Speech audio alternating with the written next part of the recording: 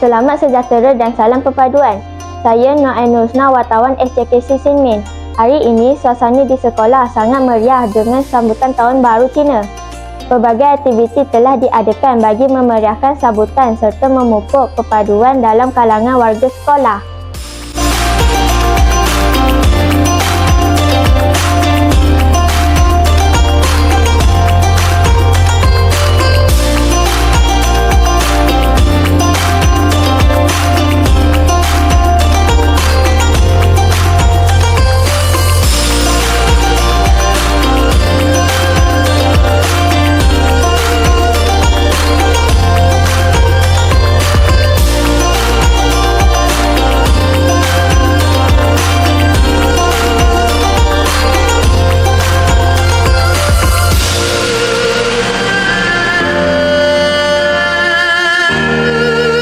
Suasana di sini sangat meriah dengan hiasan tanglo merah serta dekorasi tradisional masyarakat Cina.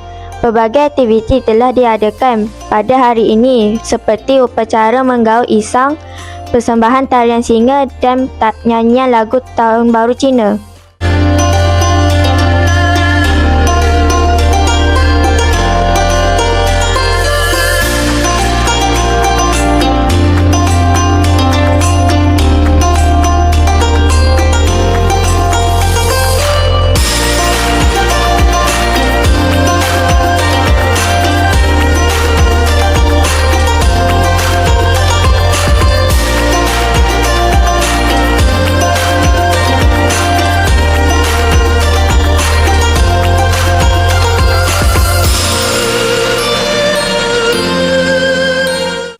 Selain itu, murid-murid juga berpeluang mempelajari budaya masyarakat Cina seperti memberi ampau, mengucapkan kongsi facai dan menikmati juadah tradisional seperti limau mandarin dan kuih bakul.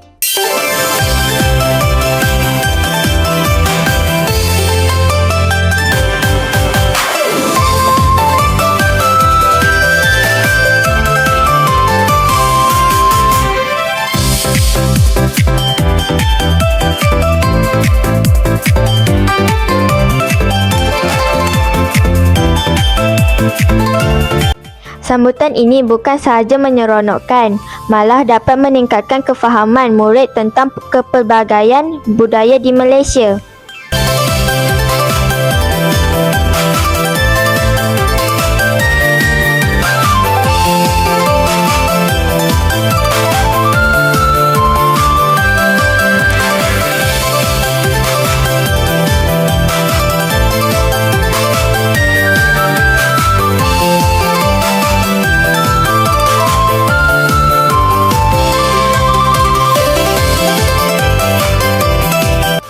Secara keseluruhannya, sambutan Tahun Baru Cina pada hari ini berlangsung dengan meriah.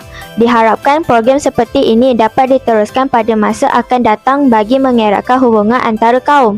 Semoga sambutan seperti ini dapat memupuk semangat perpaduan dalam kalangan warga sekolah. Sekian sahaja laporan saya untuk hari ini. Saya Nur Ainusna, kongsi facai dan selamat Tahun Baru Cina.